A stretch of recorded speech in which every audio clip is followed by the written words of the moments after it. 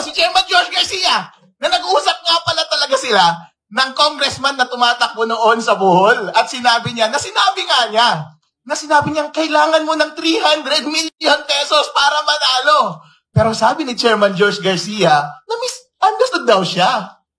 Sir, hindi nga. Kasi kapag papakinggan mo, kailangan mo ng 300 million pesos para manalo. Parang extortion yan, no? Parang nagsasuggest. Nabayaran mo na lang ako ng 300 million pesos para manalo ka ngayong eleksyon. Dayain na lang natin ngayong eleksyon. Pero misunderstood daw si Chairman. Ang ibig sabihin daw niya, yun daw ang magagastos mo sa eleksyon na ito para manalo. Pero sir, ang allowed na gastos lang ng isang congressman ay 3 pesos kada botante. At 300,000 lang ang botante doon sa distrito niya. Ibig sabihin, ang gastos, 900,000 lang dapat. Bakit mo sinabing 300 million?